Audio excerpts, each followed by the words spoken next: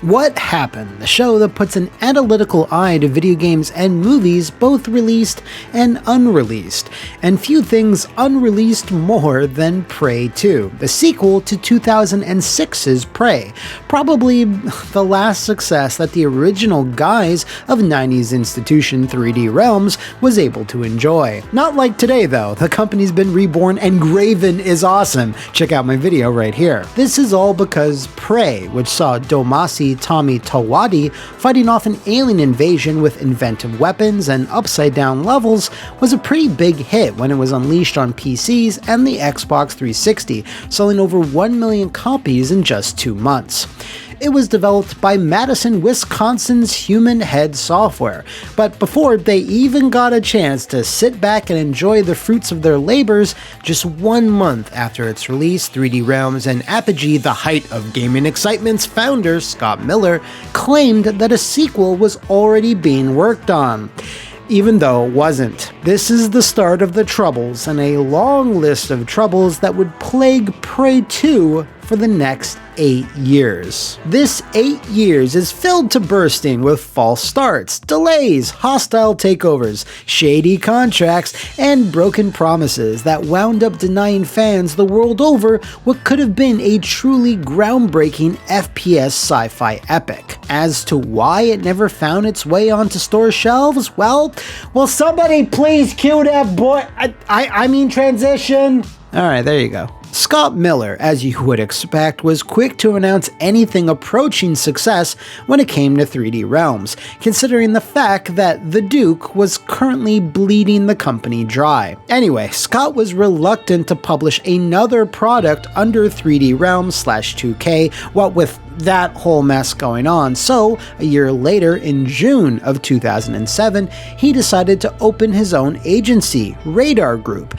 which would act as a middleman to pair up promising titles from smaller studios with publishers willing to invest. Scott shopped Prey 2 around, but not a whole lot of progress had been made on the actual game, save for its story and setting, which had begun to take shape. It would pick up immediately after the events of Prey 1. Tommy stands accused of the disappearance of his grandfather and girlfriend, and thus flees the Earth via spaceship/portal/alien magic. The same gravity and portal-based gameplay loop would have remained, so this would have been a very traditional sequel, but without proper publishing and funding, it remained in a holding pattern, not entering full production quite yet. Then, almost 2 years after that, progress finally started to progress.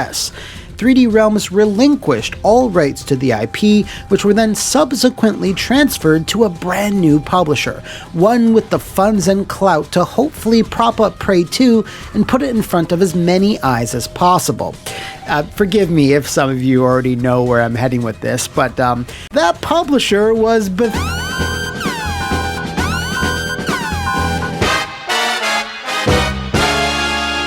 Yes, Prey 2 was sold to ZeniMax, parent company of Bethesda, and is who Scott Miller had brokered a deal with. And in all honesty, at the time, this wasn't seen as a bad thing, as Bethesda's reputation in 2009 wasn't quite what it is today. It should be noted, though, that it wasn't the only big money move that the company had made in 2009. In fact, the acquisition of Prey fell right in line with Bethesda buying out id Software and gaining several big IPs and technology in the process. In a 2011 interview, Human Head producer Matt Besenius confirmed that up until this deal, the game had indeed not entered full development. 3D Realms decided to announce we were working on Prey 2 when we were only bouncing ideas around for it.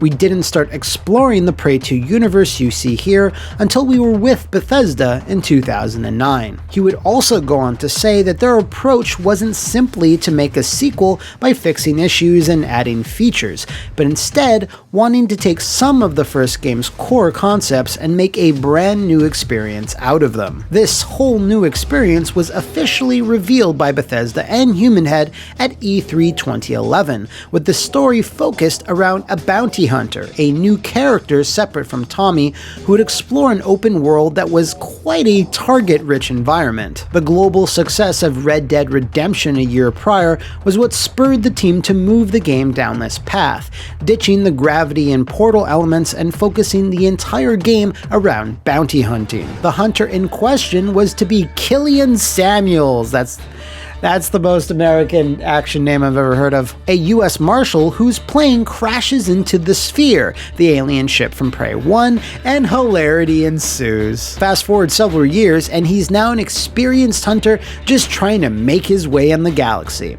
And because he's a mysterious protagonist, he needs fuel. Protag fuel. The fuel in question? Amnesia. Yep, he didn't remember anything about his life before his fateful plane crash. The second it was shown, Prey 2 looked immensely promising and exciting. A sci-fi FPS with cutting-edge graphics and evolved gameplay where you explore an entire alien planet, hunting, trapping, or executing targets, with a dark and twisting storyline that was going to feature Tommy in a supporting but intriguing role, while some fans bemoan the pushing of him into the background and ditching the linear shooter design. The overwhelming majority welcomed just how advanced the game looked, sounded, and felt. Hands-on previews from the media were also glowing, and the famous Blur-produced cinematic trailer also wowed pretty much everyone who saw it. I distinctly remember watching this and getting mad hyped. This was all the more impressive though because Human Head were still working with id Tech 4, the engine that powered the original Prey as well as Doom 3 and the Quake that came out after Quake 3, whose name I always forget. Human Head were wizards with the engine, and even though they could have upgraded to id Tech 5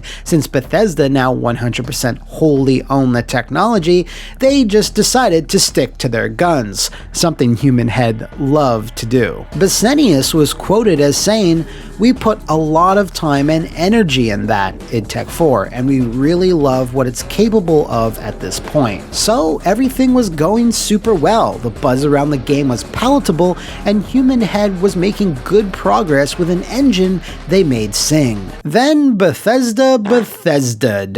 Reportedly, behind the scenes, all progress on Prey 2 suddenly halted, and this was because Human Head had their hands busy trying to defend themselves from a hostile takeover. Now, to most, pretty much everyone on the outside, it seemed like Prey 2 just kinda went dark. It was not shown at E3 2012, even though 2012 was its initial release date, and when you're a big AAA shooter published by Bethesda, that sets off your what happened alarm. Hype for the game started to slow down, way down, until eventually the dreaded word cancelled started appearing on websites. This is when Bethesda finally spoke up to dispel those rumors. Development of Prey 2 has not been cancelled, but the game will not be released in 2012 as planned. The delay is due to the fact that the game development has not progressed satisfactorily this past year, and the game does not currently meet our quality standards. Prey 2 has shown great promise, and we regret disappointing our fans. We have made a substantial investment in game development to deliver the experience fans want. We are determined only to release the AAA game that fans rightfully expect, and are unwilling to compromise our quality standards to meet a release schedule. Ah yes, Bethesda, the company refuses to rush games to meet their release schedule. Can we get this quote on poorly aged, please? But it's weird. Back in 2011, the game was reportedly in an advanced alpha state and was looking pretty amazing, and the industry was abuzz about it. So what went so wrong in the course of just a few months that wasn't satisfactory for Bethesda? Well, time just kept ticking ticking into the future, and all relevant lips remained shut, especially human heads. Another year went by, and in May of 2013, with E3 fast approaching and Prey 2 again missing the show, cancelled was being bandied about once more. This time though, extra tidbits started circulating. The project had been pulled from Human Head and moved over to Texas-based Arcane Studios, who Bethesda also owned. These reports were categorically denied by the damp waffle that is Bethesda's Pete Hines, who stated no such transfer had taken place. No, all that stuff, I have no idea where it came from. The Human Head Prey 2 thing is the Human Head Prey 2 thing. Arcane is over here, and they're doing their thing, and that's for them to work on. We'll be ready to talk about what they're working on when it gets closer to release. Prey 2 isn't down for the count. It wasn't up to snuff previously, but it will get there in some form or another. That's great, Pete. Thanks for clearing all that up. Hey, Cammy, do you have anything to say about... Everything is lies!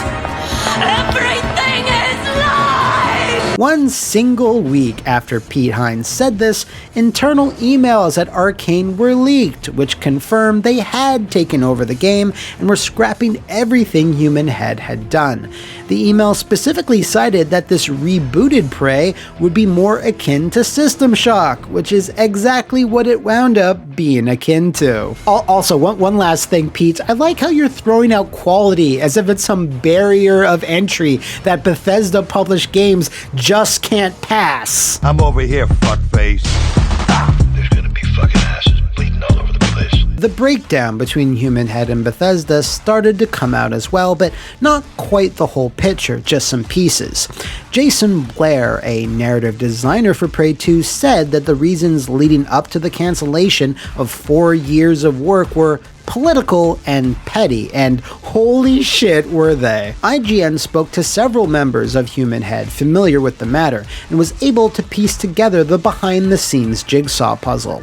Many found it odd that such a polished-looking, technologically impressive media darling missed 2 E3s in a row, and allegedly this dark period had nothing to do with the game at all. While Bethesda were keen to publish it and felt it could be a big hit, they were more interested in buying Human Head outright, but they were just as keen not to sell. The experience they had gained working with id Tech was seen as immensely valuable, which was pretty convenient considering Bethesda owned that technology. So after their E3 2011 debut, and with such a positive buzz around the game, Bethesda and Human Head agreed to give it an extra 6 months to hone and polish, aiming for holiday 2012 rather than its original summer window. Problem was that this new addendum was never added to their written contract.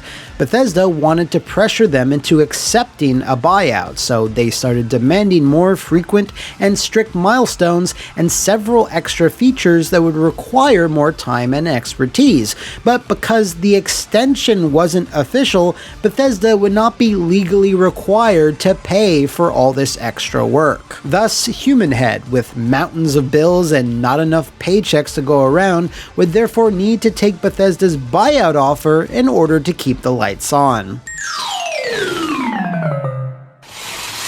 Eventually, by early 2012, Bethesda would slide their offer across the table once again, but Human Head refused and essentially went on strike, suspending all work on Prey 2. Now, rather sneakily, Bethesda did have it in writing that as long as their contract was valid until the end of 2012, that Human Head was legally not allowed to work on any outside projects as the main developer, which basically locked them into a raw deal.